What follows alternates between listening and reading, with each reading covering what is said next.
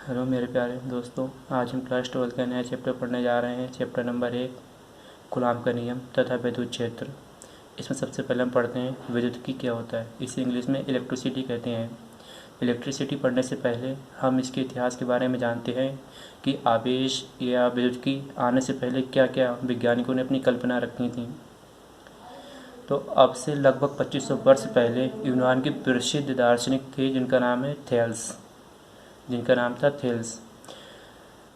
इन्होंने जब इन्होंने अंबर, एक ऐसा पदार्थ है जिसे ऊनी कपड़े से रगड़ने पर ये अपने से हल्की वस्तु को आकर्षित कर लेता है।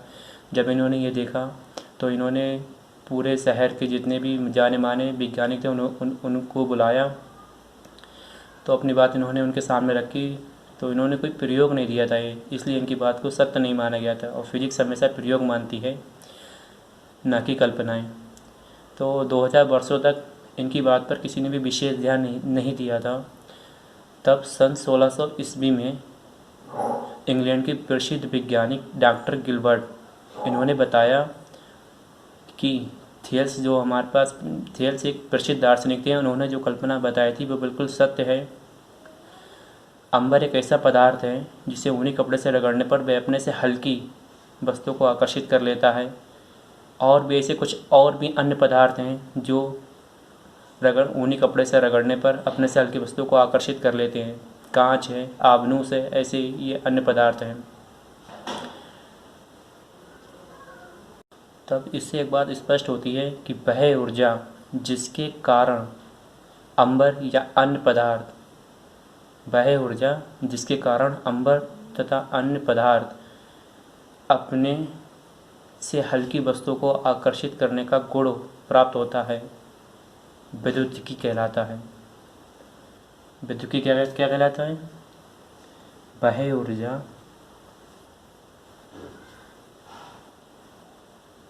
जो अंबर तथा अन्य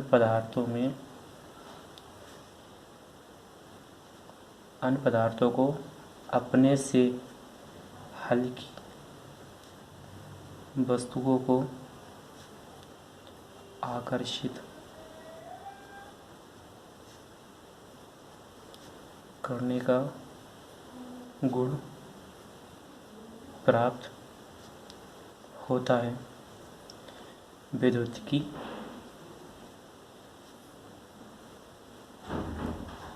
कहलाता है।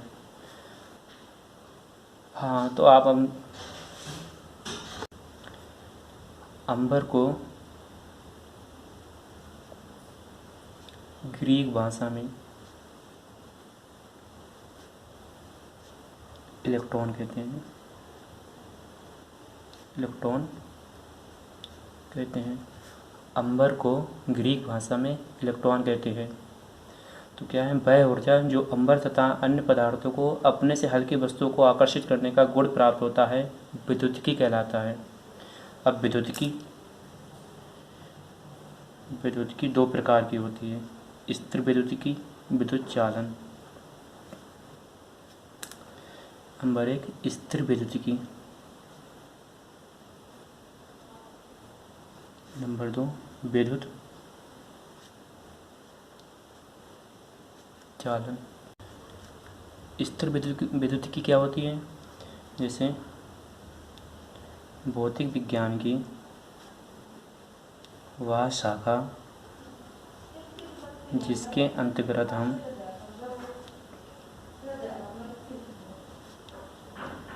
स्थिर आवेश का अध्ययन करते हैं।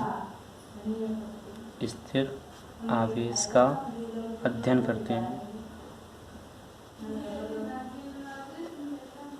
स्थिर विद्युतिकी कहलाता है। भौतिक विज्ञान की वह शाखा जिसके अंतर्गत हम स्थिर आवेश का अध्ययन करते हैं, स्थिर विद्युतिकी कहलाता है। विद्युत चालन क्या होता है? भौतिक विज्ञान की वह शाखा जिसके अंतर्गत हम गतिमान आवेश का अध्ययन करते हैं, विद्युत चालन कहलाता है। भौतिक विज्ञान की वह शाखा जिसके अंतर्गत हम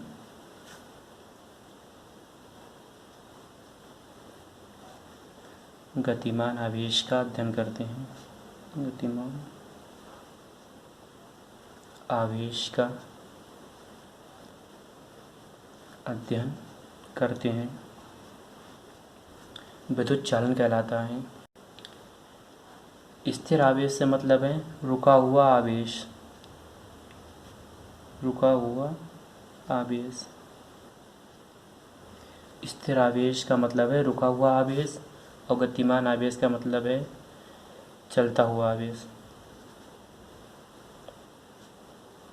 जैसे तार में जो विद्युत का तार होता है उसमें इलेक्ट्रॉन एक स्थान से दूसरे स्थान पर गति करते रहते हैं, उसे बोलते हैं गतिमान आवेश। अब हम देख लेते हैं आवेश क्या होता है। आवेश,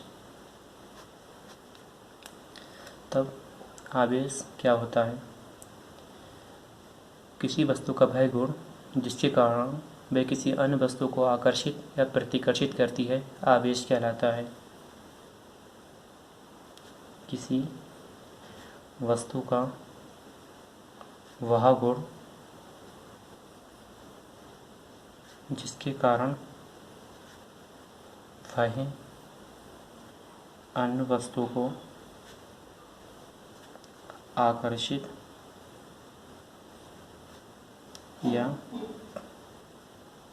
प्रतिकर्षित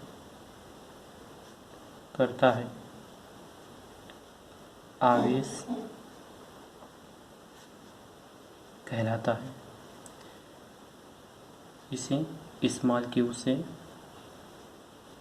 व्यक्त किया जाता है। इसका मात्रक कूलम होता है। हम जानते हैं Q बराबर IT, क्लास 10th में पढ़ा है। Q बराबर IT बराबर NE। आवेश क्या होता है? किसी वस्तु का वह गुण जिसके कारण वह अन्य वस्तु को आकर्षित या प्रतिकर्षित करता है आवेश कहलाता है। इसी Q से व्यक्त किया जाता है। इसका मात्रक कूलम होता है। क्लास 10th में पढ़ा है हमने Q बराबर IT बराबर NE, जहाँ Q क्या है? एक आवेश है। I क्या है? एक धारा है। T क्या है? एक समय है। और स्मॉल n इलेक्ट्रॉनों की संख्या, और स्मॉल e इलेक्ट्रॉनों पर आवेश। इलेक्ट्रॉनों पर आवेश मतलब ये इलेक्ट्रॉन ही होते हैं।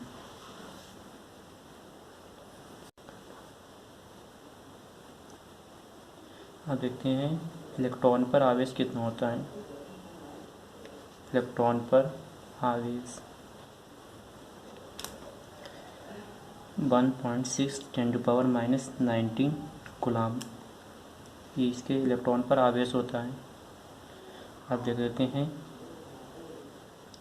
इलेक्ट्रॉन पर भार या इलेक्ट्रॉन का भार कितना होता है? 1.9 × 10⁻31 किलोग्राम। ये होता है इलेक्ट्रॉन का भार। इलेक्ट्रॉन पर आवेश होता है 1.6 × 10⁻⁹ कूलम। इलेक्ट्रॉन पर भार होता है 1.9 × 10⁻31 किलोग्राम। अब देखते हैं आवेशों के प्रकार। आवेशों के प्रकार। आवेश मुख्यतः दो प्रकार का होता है। नंबर 1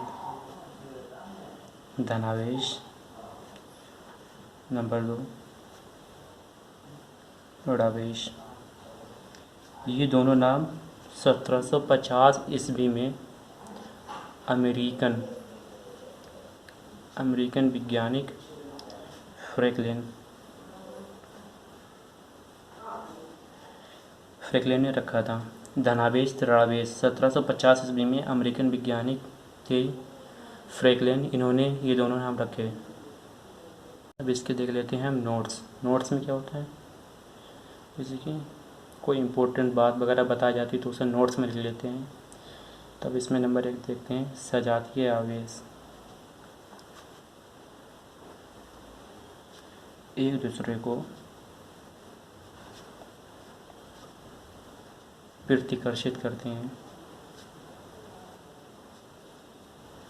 जैसे प्लस चार्ज आवेश है, यहाँ पे प्लस आवेश है, एक दूसरे को दूर भगाएंगे, अपने से प्रतिकर्षित करते हैं। सजातीय आवेश एक दूसरे को प्रतिकर्षित करते हैं। एक समान आवेश, सजातीय मतलब एक समान आवेश एक दूसरे को प्रतिकर्षित करते हैं। प्रतिकर्षित। नंबर 2, विजातीय आवेश।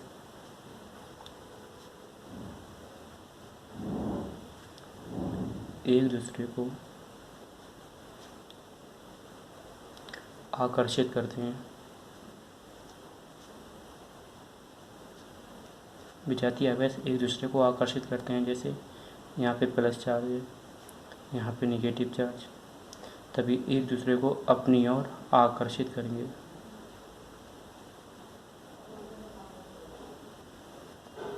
यहाँ पे माइनस चार्ज है कोई, यहाँ पे प्लस, एक दूसरे को आकर्षित करेंगे।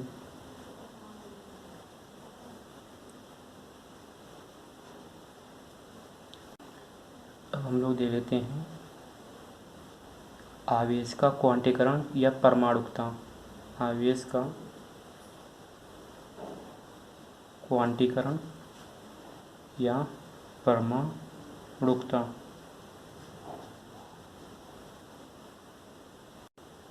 आवेश का क्वांटीकरण या परमाणुकता।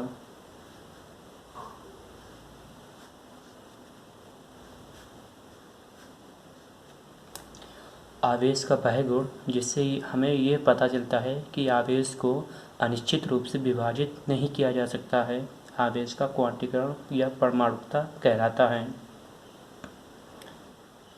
आवेश का वह गुण जिससे हमें यह पता चलता है कि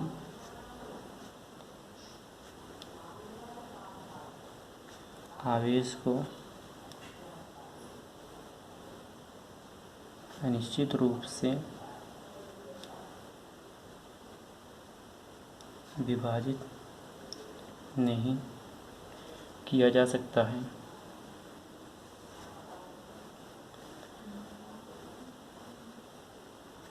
आवेश का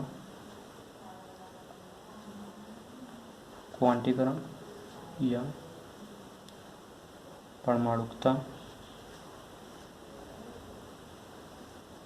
कहलाता है। आवेश का वह गुण जिससे हमें ये पता चलता है कि आवेश को अनिश्चित रूप से विभाजित नहीं किया जा सकता है, आवेश का क्वांटीकरण या परमाणुकता कहलाता है। अनिश्चित रूप जैसे कि E/2, 2E/4, 3E/9, ये इसके अनिश्चित रूप हैं। और जैसे कि 1 electron, 2 electron, 3 electron, 4 electron, 5 electron इत्यादि, ये इसके रूप में निश्चित रूप। आवेश कभी भी भाग के रूप में नहीं होता है, भाग के रूप में नहीं होता है, ना ही पॉइंट के रूप में होता है। आवेश अकेला होगा, 2 होंगे, 3 होंगे, 4 होंगे। आवेश मतलब इलेक्ट्रॉन पर ही तो आवेश होते हैं। तब आवेश या इलेक्ट्रॉन 1 होगा, 2 होगा, 3 होंगे, 4 होंगे, 5 भी हो सकते हैं, जितने भी चाहे उतने हो सकते हैं, लेकिन कभी भी भाग के रूप में या पॉइंट के रूप में नहीं होंगे। जैसे 0.7 इलेक्ट्रॉन, 2.5 इलेक्ट्रॉन इसके रूप में भी नहीं हो सकते हैं। ये भी इसका निश्चित रूप है। तो गाइस, आज का लेक्चर हम यहीं पे ख़त्म करते हैं। अगर हमारा आपको पढ़ाई कुछ भी समझ में आए तो प्लीज़ लाइक एंड सब्सक्राइब करें। Thank you for watching.